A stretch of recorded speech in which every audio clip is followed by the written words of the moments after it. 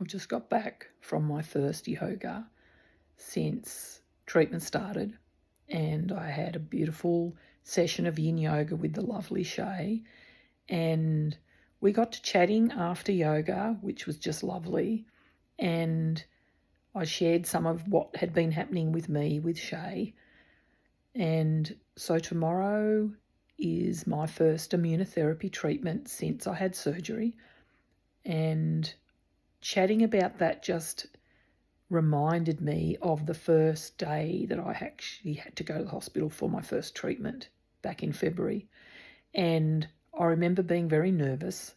I wasn't someone who had any medication, so I was a bit nervous about how my body was going to respond to the chemotherapy, and if I was going to get sick, if I was going to be vomiting, if I was going to spike a temperature, or any of that. You hear lots of things that other people talk about, so it was quite nerve-wracking for me, and not even knowing what was going to happen when I got to the hospital, what I needed to do, where I needed to go, what was going to happen first.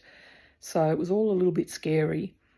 And the other thing is that there was no room to have anybody come in with me, so I couldn't have a support person with me. There was only enough room for 4 patients and the 2 nurses.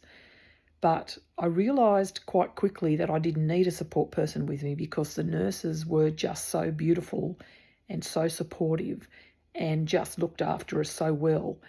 And I needed that, especially for that first day. And I remember sitting there for a moment and I was watching, and I didn't realise how cold I would get, so I had heated blankets on me. They were changing, just even explaining to me what was happening while they were changing over what was going into the drip.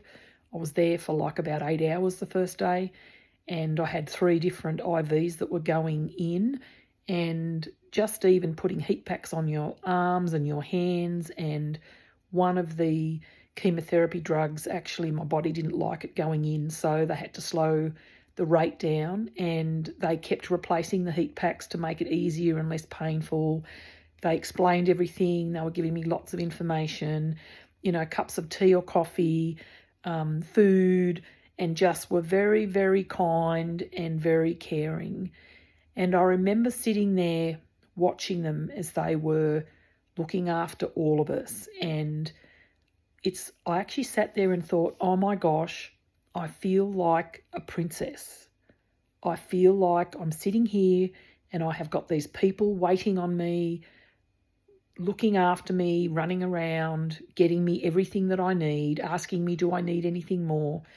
And especially when I felt the most vulnerable. And so I remember having a few tears, just sitting there thinking, Denise, it has taken you to get cancer for you to allow people to treat you like a princess.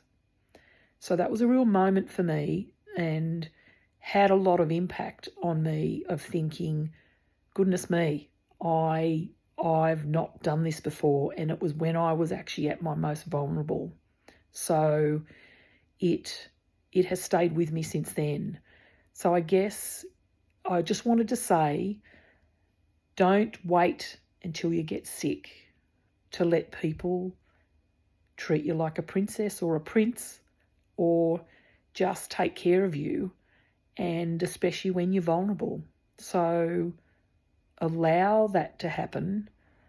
So that is one of the things that totally changed me.